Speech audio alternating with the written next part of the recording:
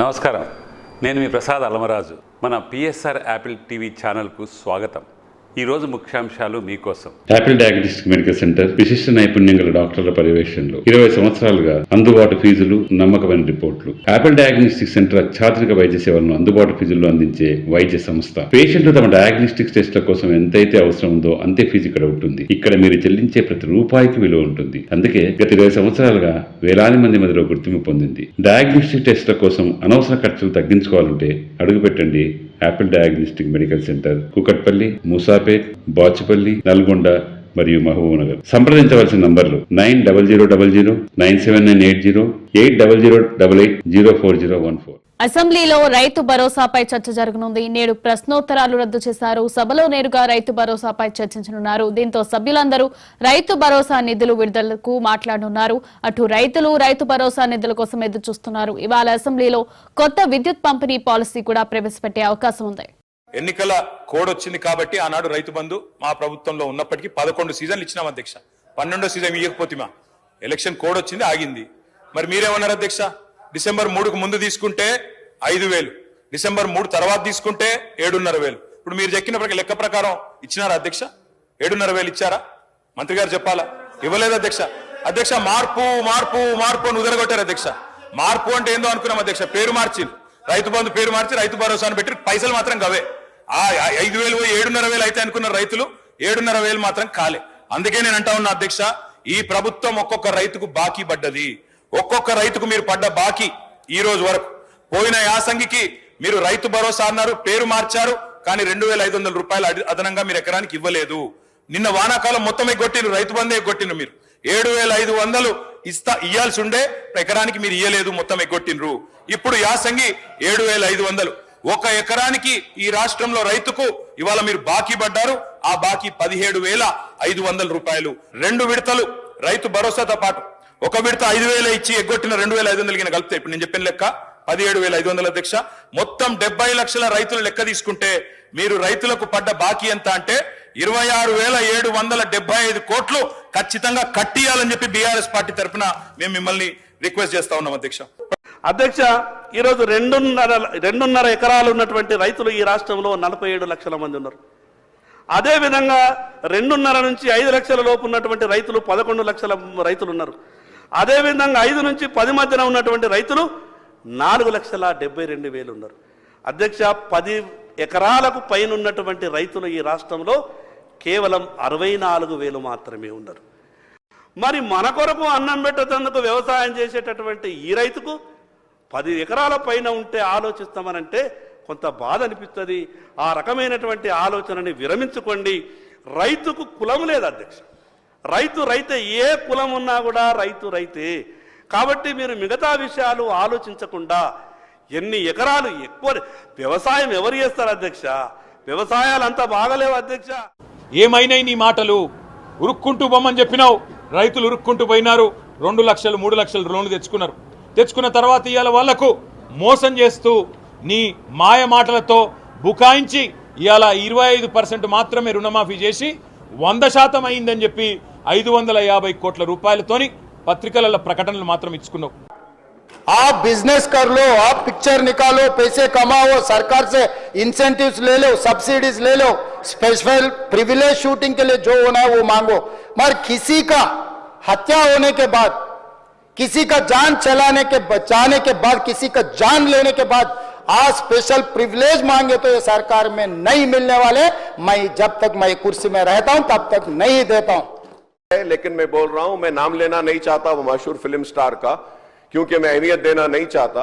लेकिन सर, मेरे इंफॉर्मेशन के हिसाब से वो फिल्म स्टार गए थिएटर को पिक्चर देखने के लिए, बैठे हुए थे, गड़बड़ हुई. उसके बाद पुलिस वाले आकर बोले कि भगदड़ हो गई, स्टैम्पेड हो गया, 2 बच्चे गिर गए हैं, एक लेडी मर गई है. तो उसके बाद में वो फिल्म स्टार पलट के ऐसा मुस्कुराते हैं और बोलते हैं अब तो पिक्चर हिट होने वाली है. और जो लोग बोल रहे हैं कि वेव कर लेते गए, सर 1-2 बच्चे स्टैम्पेड में आ गए, एक औरत मर गई, उसके बाद भी वहीं पर बैठकर पूरा पिक्चर देखकर उठकर जाते वक्त भी वो स्टैंपेड को नहीं देखे, वो फिर गाड़ी में बैठ के ऐसा वेव कर लेते हुए गए। क्या मैं सही हूं या गलत हूं सर, आप बोलिए? क्योंकि एक मैसेज ऐसा दे रहे हैं कि गवर्नमेंट जुल्म कर रही है, ज्यादती कर रही है। सर इंसानियत कहां है बताइए? Sir, I also go for public meetings, sir, where thousands of people come. I make sure that there is no stampede, sir. I make sure that the security around me doesn't push the people so that, nobody comes under the stampede, sir. तब DCP आके सीधा हटा के इनके जो भी है सब सिक्योरिटी वाले पुलिस को हैंड ओवर कर देके डीसीपी जाके हीरो को बोल दिए कि भाई तुम तुरंत निकलना, नहीं है तो हम लोग अरेस्ट करना पड़ता, क्योंकि 2 लाश गिर गए बाहर। आप वो यहाँ पर थिएटर में बैठ के तमाशा किए तो ये कंट्रोल नहीं होने वाले हैं, हम नहीं सुनने वाले हैं, आपको अरेस्ट करके पुलिस स्टेशन लेकर जाना पड़ता, आप तो निकलो। जबरदस्ती से वो हीरो को हमारा डीसीपी वो लॉ एंड ऑर्डर सिचुएशन देकर उनको बाहर लेकर आए। बाहर गाड़ी में बिठाने के बाद फिर जाते होकर फिर रूफटॉप निकाल के फिर लोगों को ऐसा कर रहा, तो ये कैसे इंसान है? हम लोग क्या बोलना है सर? मुझे तो समझ में नहीं आ रहा। मैं बाहर ये बोल भी नहीं सकता हूं, अगर कुर्सी में बैठकर खामोश भी नहीं बैठ सकता हूं।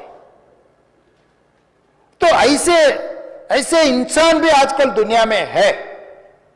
फिर भी हम అంటే ఈ సినీ ప్రముఖులు ఒక్క రోజు కోసం పోలీస్ స్టేషన్ పోయిన ఇంటికాడ క్యూ కట్టి ప్రభుత్వాన్ని తిడుతున్నారు, నన్ను తిడుతున్నారు, అతన్ని పరామర్శిస్తున్నారు. ఏమైంది అధ్యక్ష? అతను కాలు పోయిందా, కన్ను పోయిందా, చేయి పోయిందా, ఏమైనా కిడ్నీలు దెబ్బతిన్నా, ఏమైంది? అతన్ని ఇంతమంది సినీ ప్రముఖులు పరామర్శించారు, కలిసిండ్రు, అభినందించారు. కానీ ఆ పిల్లగాన్ని కనీసమన్నా పరామర్శించడానికి సినీ ప్రముఖులు ముందుకు రాలేదంటే cinema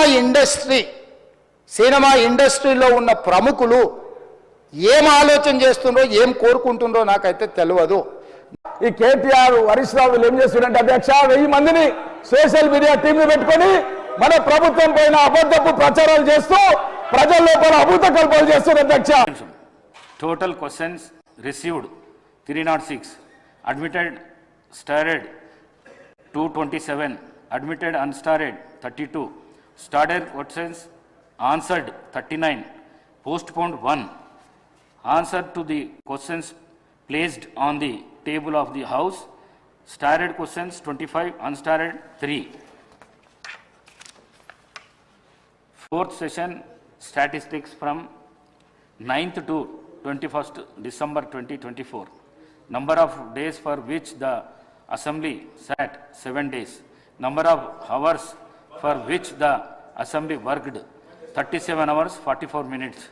Number of starred questions answered orally 39. Number of answers to the starred questions placed on the table of the House on 21/12/2024-25. Number of answers to the unstarred questions placed on the table of the House on 21/12/2024-3. Number of supplementaries made by the members 69. Number of speeches made by the members 71. Number of bills introduced and passed 8. Number of short discussions discussed 4. Number of statements made by the Chief Minister 1. Party positions in the Assembly as on 21/12/2024. Indian National Congress 65, BRS 38, BJP 8, MIM 7, CPI 1, total 119. With the consent of the House, I urgent the House sine die.